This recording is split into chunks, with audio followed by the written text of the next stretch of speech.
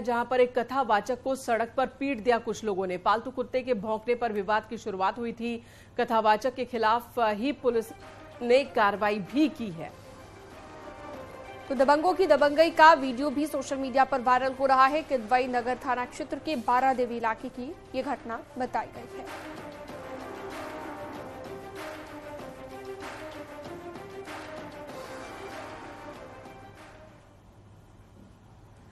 हिंदुओं का अवैध तरीके से धर्मांतरण कराकर उन्हें ईसाई बनाने के आरोपी नैनी एग्रीकल्चर यूनिवर्सिटी शुआर्ट्स के कुलपति आरबी लाल और डायरेक्टर विनोद बी लाल समेत अन्य आरोपियों की मुश्किलें अब लगातार बढ़ती जा रही हैं। एक एफआईआर दर्ज होने के बाद अब भगोड़ा घोषित हो चुके लाल बंधुओं की तलाश में पुलिस की टीमें छापेमारी कर रही है। आरोपियों के घर पर कुर्की का नोटिस भी लगाया गया है। हिंदुओं को लालच देकर अवैध धर्मांतरण के मामले में फंसे नैनी एग्रीकल्चर यूनिवर्सिटी शुआर्ट्स के कुलपति आरबी लाल और उनके भाई डायरेक्टर विनोद बी लाल समेत अन्य आरोपियों की मुश्किलें लगातार बढ़ती जा रही हैं। मुकदमा दर्ज होने के बाद से ही सभी फरार हैं और भगोड़ा घोषित हो चुके हैं। उनकी तलाश में पुलिस की टीमें लगातार दबिश दे रही हैं और नैनी एग्रीकल्चर यूनिवर्सिटी में भी दबिश के बाद कुर्की का नोटिस चस्पा किया जा चुका है। आरोपियों को इलाहाबाद हाईकोर्ट से भी फिलहाल राहत नहीं मिली है। 28 फरवरी को कोर्ट ने आरोपियों की अग्रिम जमानत अर्जी भी खारिज कर दी थी। कोर्ट ने यह कहा था कि पैरिटी के आधार पर किसी तरह से आरोपियों को जमानत नहीं दी जा सकती। कुलपति आरबी लाल और डायरेक्टर विनोद बी लाल समेत कुलाधिपति व अन्य जो यूनिवर्सिटी के पदाधिकारी हैं उनके खिलाफ भी इसमें एफआईआर दर्ज है और सभी आरोपी फिलहाल फरार चल रहे हैं। पहला मुकदमा 15 अप्रैल 2022 को फतेहपुर कोतवाली में दर्ज किया गया था अवैध धर्मांतरण का। उसके बाद से ही लगातार शिकंजा कसता जा रहा है। चूंकि इस मामले में विदेशी फंडिंग की भी बात सामने आई थी।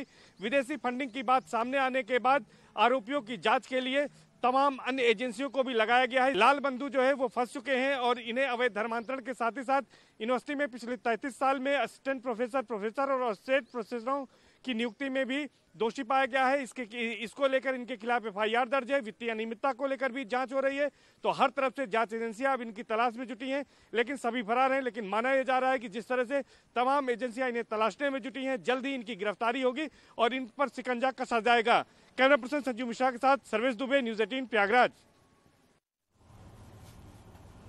ब्रजेश पाठक ने आज एक प्रेस कॉन्फ्रेंस की जिसमें उन्होंने समाजवादी पार्टी पर जमकर निशाना साधा है। ब्रजेश पाठक का कहना है कि जब समाजवादी पार्टी की सरकार थी तब यूपी में जमकर घोटाले हुए, जिसकी जांच जारी है। और इसी कड़ी में सीबीआई और ईडी भी जांच कर रही है, लेकिन विपक्ष जांच एजेंसियों पर ही निशाना साध रहा है। आपको बता दें कि विपक्ष के नेताओं ने लगातार गैर बीजेपी सियासी दलों पर केंद्रीय जांच एजेंसियों के एक्शन के कटघरे में खड़ा कर दिया है। विपक्ष के नेताओं ने पीएम मोदी को पत्र लिखकर सीबीआई और ईडी का गलत इस्तेमाल करने का भी आरोप लगाया है और कहा है कि इन कार्रवाइयों से जांच एजेंसी की साख खराब हो रही है। उसी चिट्ठी के जवाब में बीजेपी के कई सीनियर लीडर अलग अलग राज्यों में प्रेस कॉन्फ्रेंस कर उस चिट्ठी का जवाब दे रहे हैं।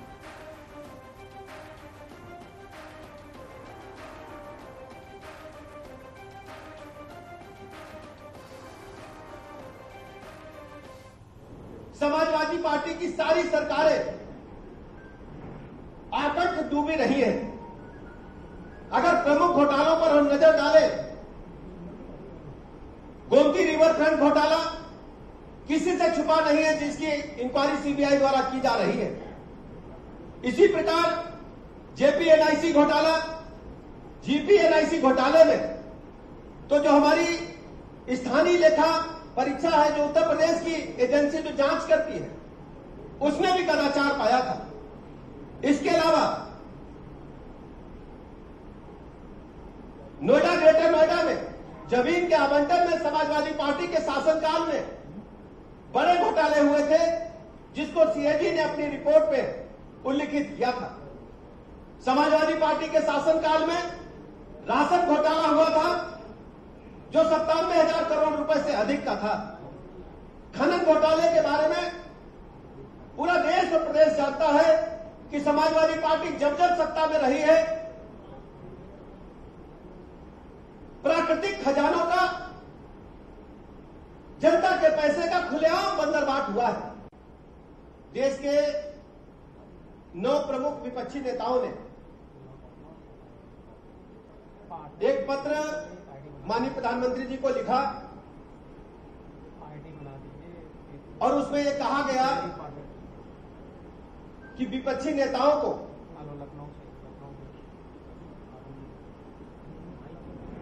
विभिन्न एजेंसियां कार्रवाई कर रही है या उन्हें फंसा रही है। जो 9 के 9 नेता जिन्होंने पत्र पर हस्ताक्षर किए हैं वो सभी भ्रष्टाचार और कदाचार में आकंठ डूबे हुए हैं। उनके ऊपर विभिन्न एजेंसियों में भ्रष्टाचार के पहले से आरोप है और कार्रवाई चल रही है। सिर्फ अपने को बचाने के लिए भ्रष्टाचार जैसे कदाचार जैसे गंभीर आरोप से बचने के लिए मनगढ़ंत आरोप लगाकर केवल अखबार में छपाने का काम कर रहे हैं।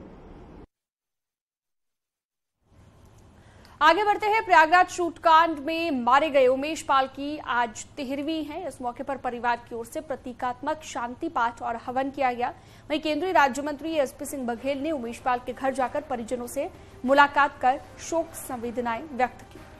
आपको बता दें 24 फरवरी को राज्यपाल हत्याकांड के मुख्य गवाह उमेश पाल की गोलियों और बम से हमला कर उनके घर के सामने ही हत्या कर दी गई थी। और आज 13वीं के मौके पर परिवार से मिलने पहुंचे एसपी सिंह बघेल, जहां पर मृतक उमेश पाल की मां भावुक हो उठी।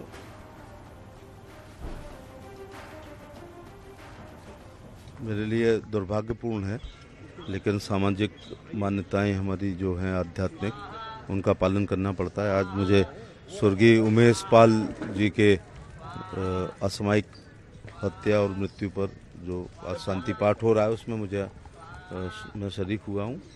मैं ईश्वर से प्रार्थना करता हूँ कि उनकी आत्मा को शांति मिले, ईश्वर उनके अपने श्री चरणों में उन्हें स्थान दे, उनके परिवार, समर्थक, प्रशंसक, अनुयायियों को इस महान दुख को सहने की क्षमता प्रदान करे। और गोरखनाथ मंदिर प्रांगण के अंदर मां काली की प्रतिमा स्थापित की गई। सीएम योगी आदित्यनाथ ने खुद प्रतिमा में प्राण प्रतिष्ठा कार्यक्रम में शामिल हुए।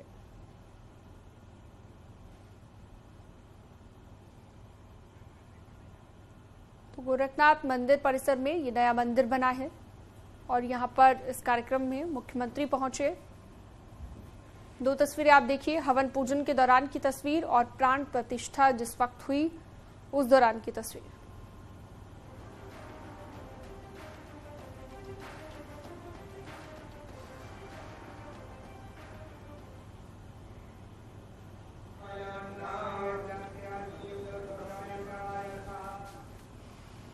हरदोई से एक और दिल को दहला देने वाली खबर सामने आई है। यहां पर एक किशोर की बेरहमी से हत्या कर दी गई। मामला टणियावा थाना इलाके के बरिया तालाब गांव का बताया गया। बताया जा रहा है कि पहले किशोर की गला दबाकर हत्या की, फिर उसकी आंखें भी फोड़ दी गई।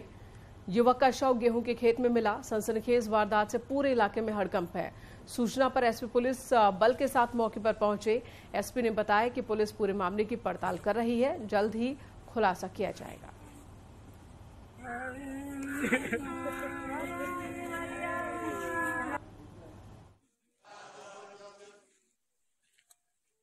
युवक की डेड बॉडी मिली है, बहुत गला दबा करके उसकी हत्या की गई है और दोनों आंखों पर भी इंजरी है।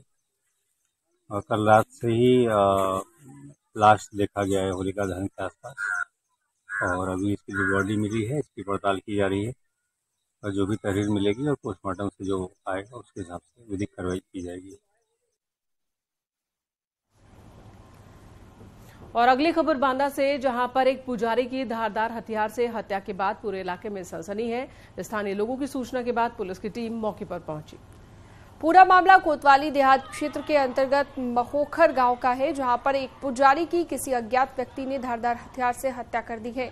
आशंका जाहिर की जा रही है कि पुजारी के बेटे ने ही हत्या को अंजाम दिया है।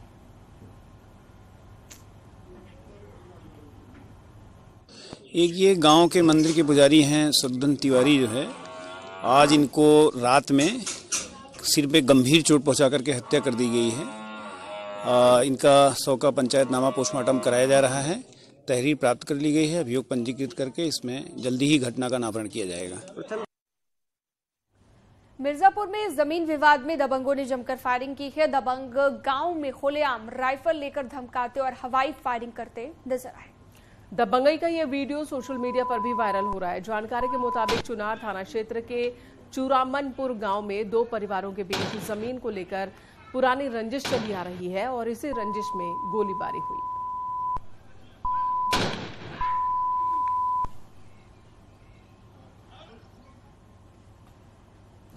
कानपुर देहात के मां बेटी अग्निकांड के मुख्य सूत्रधार रहे निलंबित एसडीएम ज्ञानेश्वर प्रसाद का एक और वीडियो सोशल मीडिया पर वायरल हो रहा है। वीडियो कुछ दिन पुराना बताया गया। वीडियो झांसी की अटल एकता पार्क का बताया गया है, जहां पर परिवार के साथ घूमने आए एसडीएम पर गाली गलौज का आरोप लगा है। पार्किंग के महज 10 रुपए बचाने के लिए स्टैंड संचालक को सरेआम पीटा गया, गंदी गंदी गालियां दी गई। इतना ही नहीं, पार्क के अंदर जाने के बाद अपने परिवारजनों को फ्री में झूला झुलाया इन्होंने। फिलहाल मामला नवाबाद थाने तक भी पहुंचा। पार्क के संचालक ने पूरे मामले को लेकर शिकायत दर्ज करवाई है।